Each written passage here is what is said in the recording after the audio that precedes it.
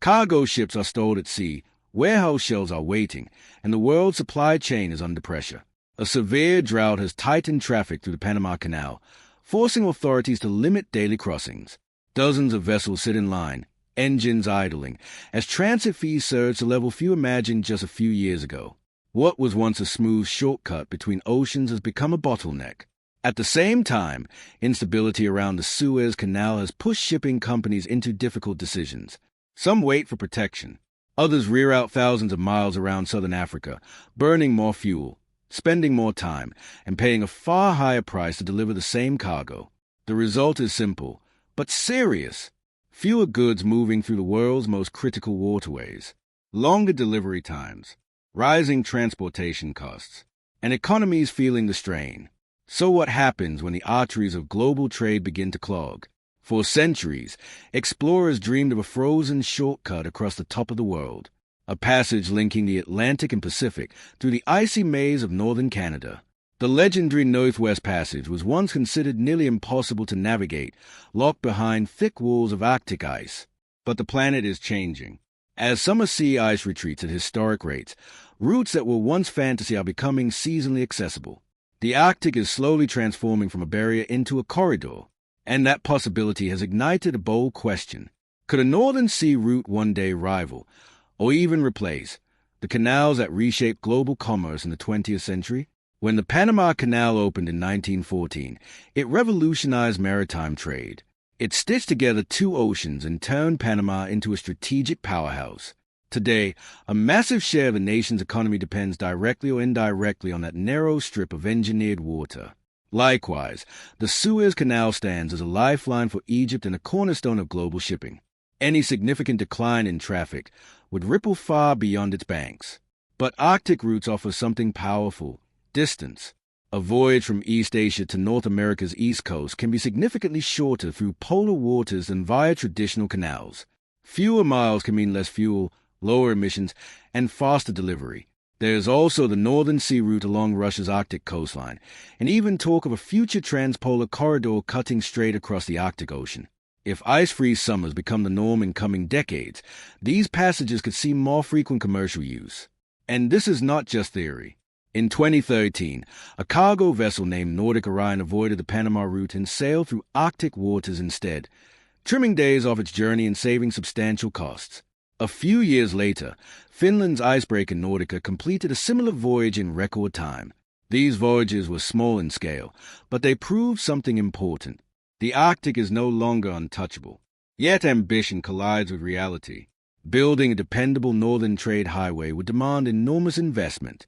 Ports, search and rescue infrastructure, navigation systems, fleets of powerful icebreakers, ships reinforced to survive crushing ice and brutal temperatures. Operating costs would also be steep. Crews require specialized training. Vessels must comply with strict safety rules under the Polar Code, developed by the International Maritime Organization to regulate Arctic operations. Fuel standards are evolving. Environmental protections are tightening. Then there's the environment itself. The Arctic is unpredictable. Ice flows shift without warning. Fog rolls in suddenly. Storms intensify. Infrastructure is sparse. A mechanical failure in tropical waters is an inconvenience. In the high north, it can become a crisis. And beyond logistics lies an even deeper concern: the fragile Arctic ecosystem. Increased traffic means noise, pollution risks, and potential oil spills in one of the most delicate environments on Earth. Indigenous communities and wildlife habitats could face profound disruption. So the question becomes more complex than distance and profit. Yes, shorter route could reduce shipping costs. Yes, melting ice is opening doors that were sealed for centuries.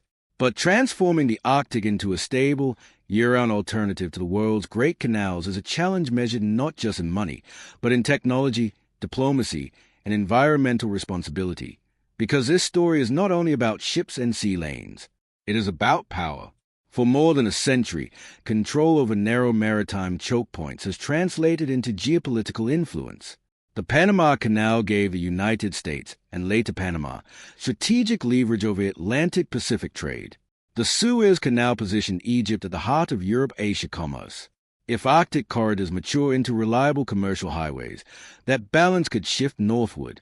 Countries with Arctic coastlines would gain unprecedented strategic weight. Ports that today sit quiet under snow could transform into global logistics hubs. Insurance markets, naval strategies, energy routes, all would need to adapt to a world where trade flows over the top of the planet instead of through equatorial bottlenecks. But timing is everything. Even if summer ice continues to shrink, Arctic navigation remains seasonal. Ice conditions vary year to year.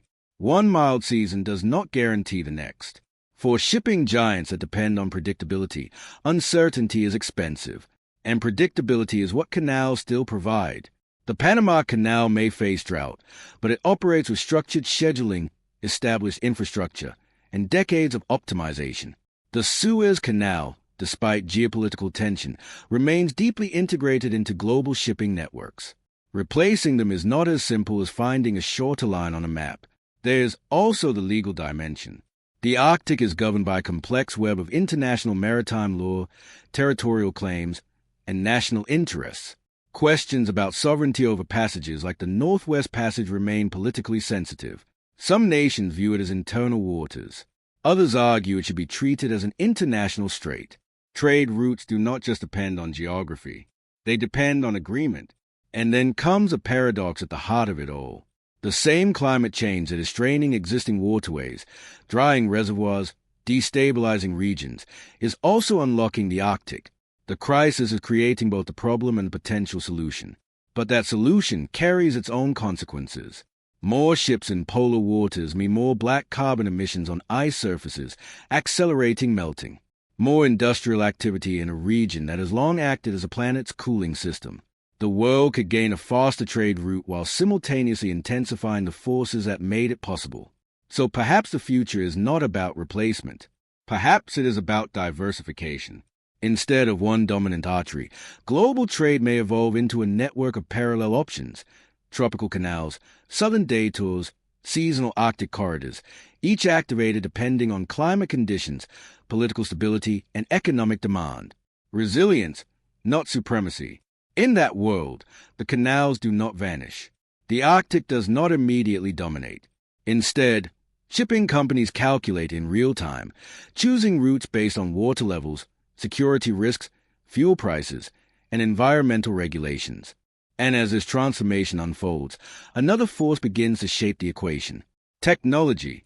Modern satellites now track ice movement in real time. Advanced forecasting models predict freeze and thaw cycles months in advance. Autonomous navigation systems assist captains in waters where charts were once unreliable. What was blind exploration centuries ago is becoming data-driven navigation.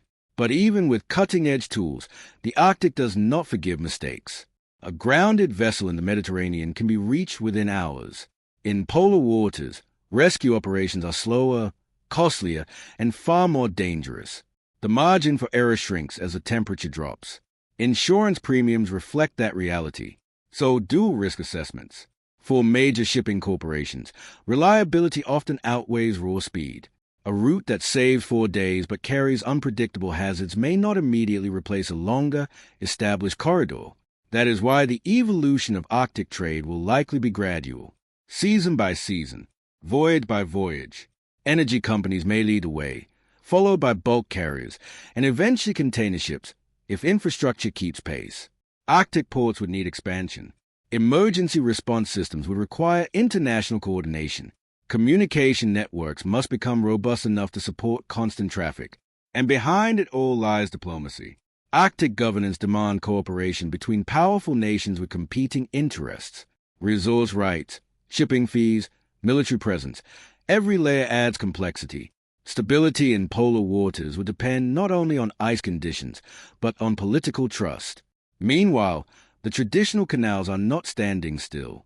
They continue upgrading locks, deepening channels, and optimizing operations to handle larger vessels.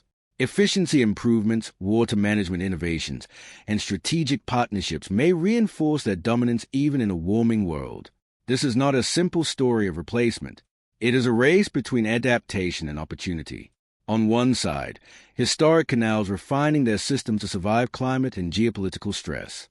On the other, emerging Arctic routes testing the limits of engineering and endurance. Global trade has always evolved with geography. When railways expanded, ports adapted. When air freight surged, maritime shipping recalibrated. Now, as polar ice retreats, the map itself is redrawing. But the future will not be decided by ice alone. It will be shaped by investment, regulation, environmental responsibility, and strategic foresight. Perhaps decades from now, ships will routinely glide across open Arctic waters each summer, their passage as ordinary as a canal transit once was. Or perhaps the Arctic will remain a seasonal supplement, powerful but not dominant. Either way, the message is clear. The world shipping lanes are no longer fixed. They are fluid, responsive, vulnerable, and in that vulnerability lies both risk and reinvention. The age of predictable trade routes is fading. A new era of strategic navigation is rising. The oceans are shifting. The question is, who will navigate them best?